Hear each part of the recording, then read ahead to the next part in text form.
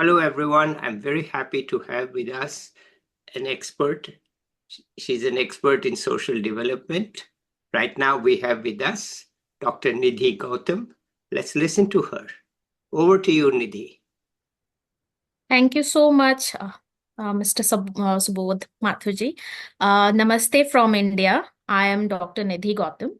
I come from a very small hilly state called Uttarakhand in the northern part of India.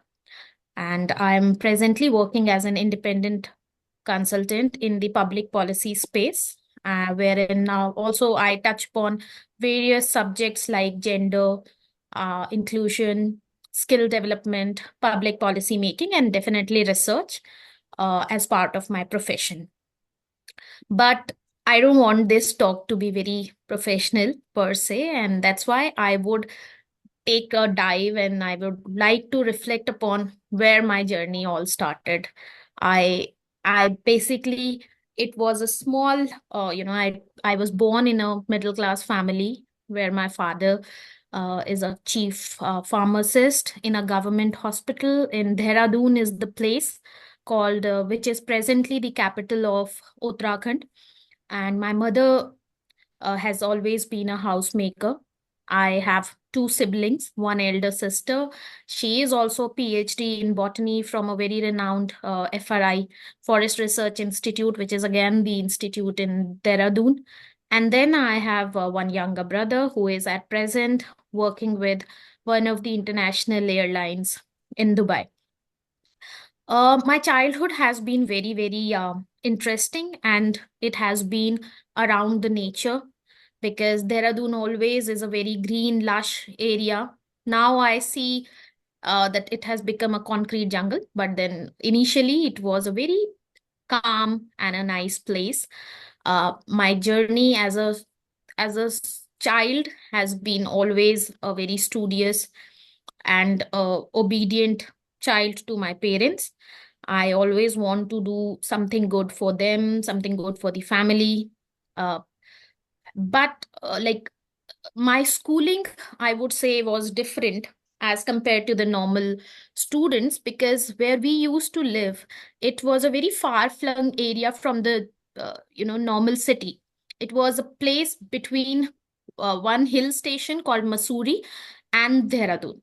So we were having limited education school options, and there was a Christian missionary school called Moravian Institute. I was part of that.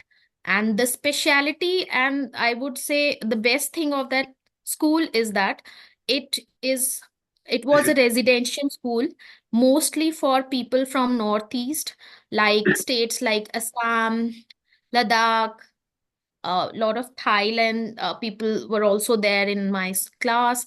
So I now, if I look back, I cherish those traditional, culture of celebrating Lasha, celebrating Losar, which is one of the Tibetan festival, and northeastern culture. Still, I believe in India, not many people are exposed to the northeastern regions, but I would say I was lucky enough to be friends with all the people from those far-flung areas and understand their challenges, their their difficulties. So that also shaped up my childhood, and I have been always a very studious student, but now I also regret that I did not tried my hand in sports. I really want to now I want to learn sports because I've not got the better height, and I believe that if I would have participated in sports like basketball or something like that, I would at least done justice to myself. But this was one of the things. um, I did my schooling till class 10th from that school, and then I moved to a little city area, and I did my 10th plus 2, which is your 12th, in physics, chemistry, maths from Dehradun. And there I understood that, I was always very good in Hindi poetry writing. Like I used to write a lot of poems in my 10th and in my 12th. I also had flavor of learning Nepali as one of my subject in my school till class. So I studied Nepali as one of the language when I was doing my schooling. And then completing my 12th, I moved out of Dehradun. I stay away from my family. I went to university college in Kurukshetra and I did graduation in electronics engineering. And it was like it was having a mix of feelings, going away from your family, plus living all alone with, I think, kids from different states, different cultures. They differ in languages, in habits, but I would say hostel life is the best life, which I cherish till date, because it also that thing taught me what is the best way to have group dynamics, how to finish the whole book in one night. So that kind of that kind of study we used to do, and you won't believe, we used to cover everything, and we used to decide that okay, we are going to get this much marks. We used to prepare that much portion, and actually I mean, like, I was surprised that I never knew this kind of group learning. So college and hostel is very important, I guess, for everyone's life, and the tougher it is, the best it is, I would say. I did it in electronics after 3 years of physics, maths, and electronics, which was typically a very difficult combination. I realized that I'm not very interested in technical subjects. Like, I was getting MTech, and also, while doing my engineering, I studied 2 years German language, which was part of the university. So I used to go for the evening classes, and I really enjoyed that. At one point of time, even my German professor, I was one of the top people who were in the race of gold medalist. So German language was also one of the thing which I attained at that point of time. But as far as my master's was concerned, I was sure by the end of my graduation that I don't want to get into MTech, which I was getting. So that was the first decision I did not discuss with my father, who has always been very, progressive and very, I would say, nice in my decision making and cooperative. But still, I did not chose and I did not discuss it with anybody. And I came back to my hometown and I decided to go, okay, I'm going to go for a master's program in business management. Later on, when the family got to know that I was getting admission in MTech, I think for literally for 4 or 5 years, my father used to tell in front of relatives and all that this girl, she left MTech, and I don't know why did she not chose it and this and that. But then I was sure. I think I had learned the art of decision making, and I was sure that I'm not very much interested. I always liked to have the mix and match flavors. Now, if I look back, because that was the only thing which shaped my career as well. I did my MBA. I was one of the top three in the college. I also secured the scholarship, and I also got my first job from the same college, which was like IBS ICFI Business School here in Dehradun. And I was given an offer that, why don't you come and join the university once you complete your MBA program. So I was the class representative. I mean, like, I really enjoyed those management and managerial tasks, leading the team, leading the class, that kind of thing. And then I mean, like, I did appeared in some of the demo classes for the BBA students and did some assignments, but then I was selected for that job. What I want to now pitch in is that life was good even in 2009, because I did my MBA in 2009. At that point of time, there was recession and very limited people were lucky enough to get a job. I was one of the few. who could secure, and I was the first one to secure this job from the same college. But after 1 year, I was not satisfied. So that's also one of the part of my personality. I always look up to learn something new, to learn something more, and which I think to everyone who is there, associated with the podcast also, I think that's the best thing to do in life. Satisfaction and contentment is important, but to a point, we all are human beings. One should always keep trying and exploring. So I chose that let's now do. Delhi is the nearmost metropolitan city to Dehradun, and I chose to go to Delhi and try something new because I was sure I don't want to get into teaching job at the end of my career. I mean, like, I still love teaching and still love sharing what I have learned, but not at this young age. I wanted to get into teaching as a job.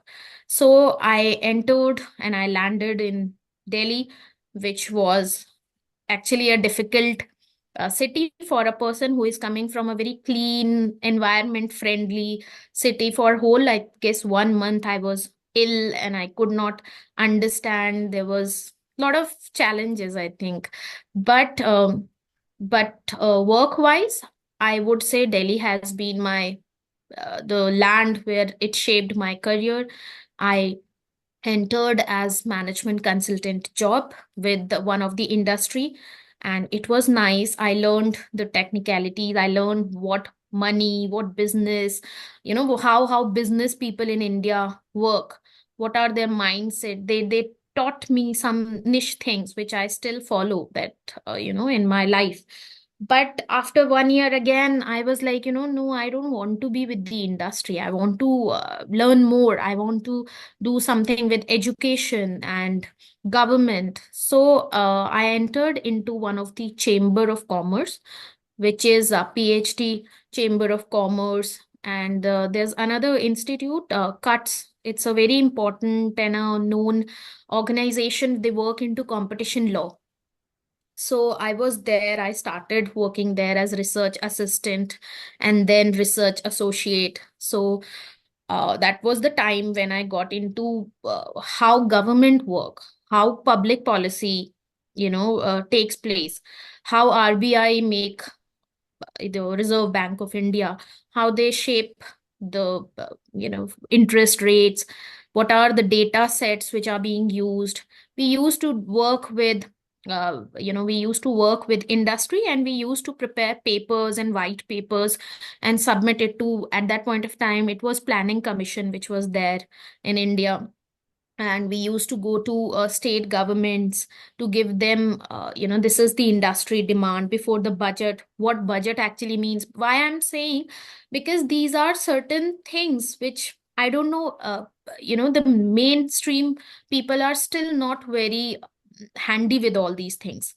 And I believe that every young person or every individual should believe and should understand how the public policy or the policies are made, because it is a social subject. It is made for the people of the nation.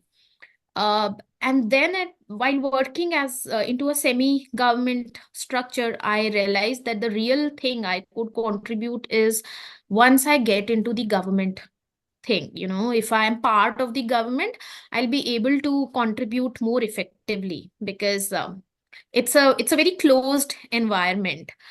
You can only suggest certain things, but you cannot enforce anything in the government setup. I guess it is the same across everywhere.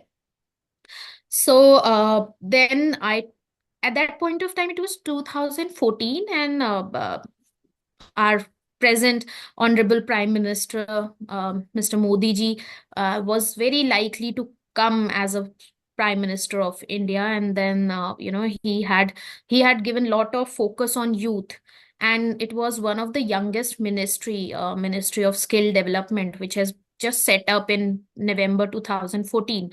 So I applied. There was a and it was so I would say so innocent kind of application, that I just saw that there's this application in a newspaper. I applied to that, despite knowing what will be the competition, how many people must have, already applied.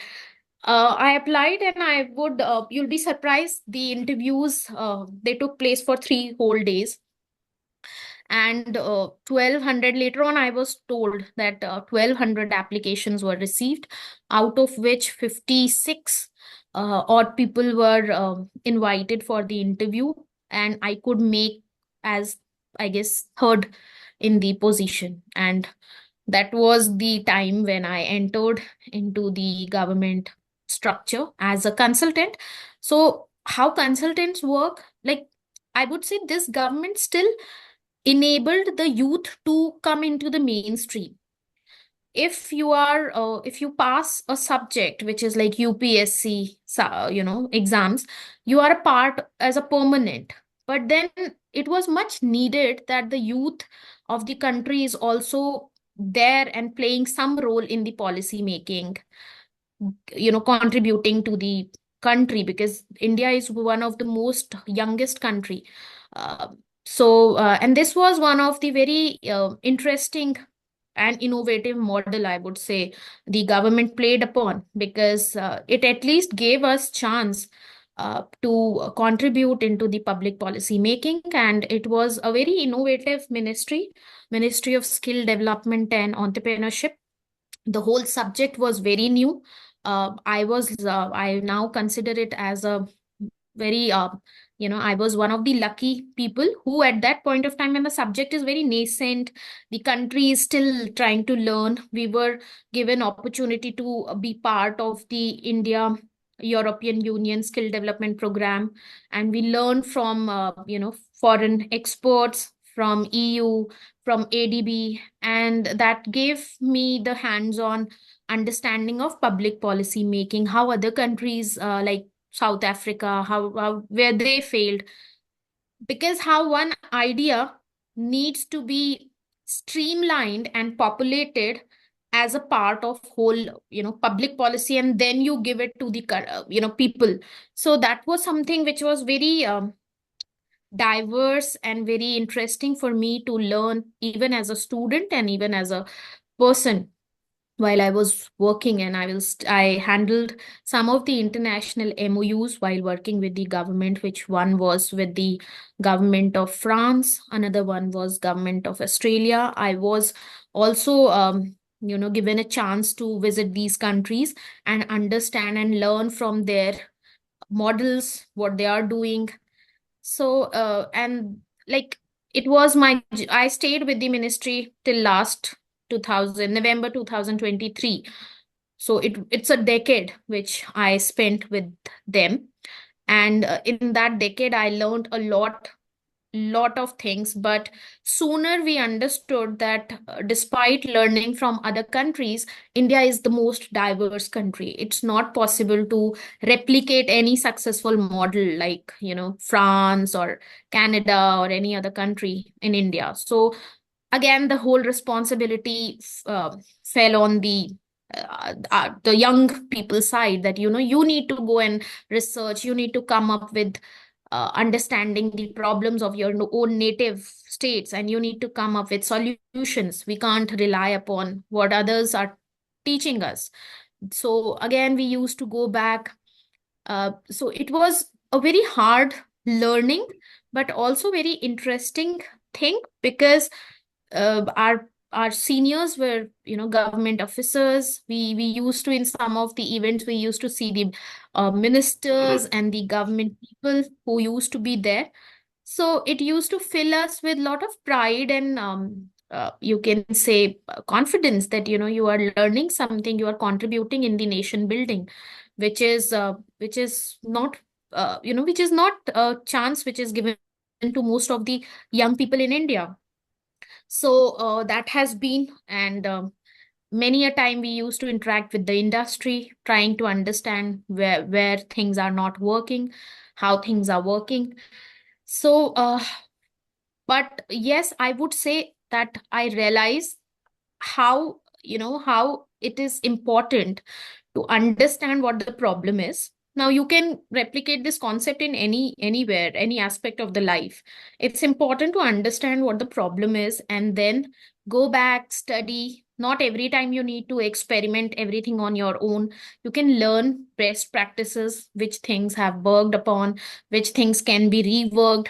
Mhm. And I would be very open about it. There was time when we used to get literal thrashing from our seniors that, oh, what you have done, go back, get this done, properly. Those things and those scoldings had really shaped uh, our career, I would say, because one should not give up at one point of time. You need to always go and again learn more. So that was that has been my journey. That was the one of the reason that I could complete so long time in that space, because I always tried to improvise on my work. I never took it on my personal ego, or because I think as a human being also, there are so many things to learn and acquire. But then at the same time, the important thing which I missed to share is that I was contributing and I was working as a part-time PhD scholar also. Now, PhD in India is a very, very challenging and a very, a thing which needs to be 100% concentration. And at the same time, I was working with the government. So there was a lot of challenges, and it became literally a difficult task for me to manage my professor expectation and then manage my boss's expectation, and that too when I was living far away from my family all alone. So it was a very sometime it has been very vagabond kind of structure lifestyle, that you are just coming to your home to sleep, pick up your bag and then go. So all those things last year, in 2023, I was able to got my PhD award degree, and that was one of the challenge which I overcome. Despite so many long years, I could complete. So that's also one of the thing which taught me that if you decide on something, that was a simple idea of me instantly, that let me do a PhD program. It is important. Mhm. And I guess I was very small at that point of time, but I continued and built upon that thing. And the journey has been very tiring, but I would say the end was very fruitful, so it was nice. And again, I went back to last year. I decided that my learning at ministry has also, come to a point that I need to move away now. And I decided to go and explore what's there in the international platforms and international learnings, because I always believe life is one, and in one life, it's better to get lot of shades, lot of colors. Not We should not restrict our learnings and our experiences. Mhm. So I tried and I got a, assignment in Dubai, UAE, where my brother was. So I'm shifted there, and I completed that assignment. And again, going to a different country and being with people from different nationalities, being a vegetarian, learning so much of your food, and learning about people in other countries also. I mean, like, that was also a good learning for me. I really enjoyed. And then in July, I returned back. But I came back with one of the understanding that I'm not really, going to go back to the 9 to 5 kind of model. Let's try. I mean, like, again, I don't know, I may go back also, but let's try something new and something innovative. So I chose to contribute as a independent consultant, and I think since then I've contributed in some of the research assignments, some public policy work, which I think I'm liking. And also I'm able to give more time to my family, my pets, which are very important aspect of my life, my nieces. So yeah, this has been my journey. Well, Also, at this point of time, I just want to reflect one thing. So much of learning, experiences. Now, I feel that, I want to do something into startups when government is also encouraging. I have so many of ideas to do something. And I know if I put my hand into something, I will be able to succeed. But here I want to come in. We are so scared of taking risk. This I yeah. realize because when it come to me also, I feel little skeptical. Will I be able to do it? Should I take risk? Should I, do I need to take that much risk? And I feel that this is something which our education system should address from the very beginning. We Hmm. should we should be taught that, take risk. One should take risk. There should not be, but then we are raised in a very protective environment, Hmm. which now gives, I feel difficulty to cross the bar. Okay. So, but still, I am also thinking at this point of time, I don't know. Over to you. Okay. Thank you, Nidhi. That is a fascinating journey. It is just, I think young India today has a non-linear life. In my times, it was linear. Okay. You took one job, you stuck to it.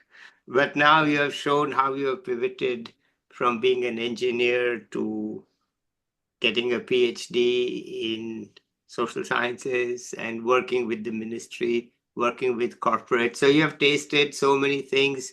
You have learned Nepali, you have learned German, you've been abroad. It's a very, what should I say, inspiring life for young people that uh, you can do so many different things. Don't worry about it. It's continuing. Okay. So I'm really very happy that you have come here and told everybody what sort of a life you have led and how you're still a learner. It's amazing. You're still Oh, learning. definitely. You're still learning. Well, okay. Definitely. Yeah, I I, want I, to I personally believe, go ahead. yes, I personally believe that I will always be a learner till the end of my life, despite Okay. what age group I am, because now I feel that I have left so much to learn. Like there is so much to learn from pets, there is so much to learn from trees, there is so much to learn from everything you look around. Mm, And also now my mind also think that how am I, being a responsible citizen of my country, I'm working to contribute back to the society. That's yeah. also very important. I think that Okay. should be addressed and it should be imbibe in our education system, I would say, because that's the thing which our system takes the most seriously. Students do it, Yeah. they study, they take Yeah. studies very seriously. So I think there are certain social aspects Yeah. which students should be taught. Why it is important to respect environment, why it is important to respect other lives, why it is important to respect trees, animals. So, these things are very important if I look back. Okay. Well, as my usual thing, the last word is yours. Go ahead. Any final thoughts? Dream, dream, do not stop dreaming. And also, dream at night, work during the day to make your dream a reality. Okay, thank you so much. I do want to talk to you offline, so please stay on. Let's Yes. finish this here today. I'll be back with another young person or an expert soon. Till then, bye everybody.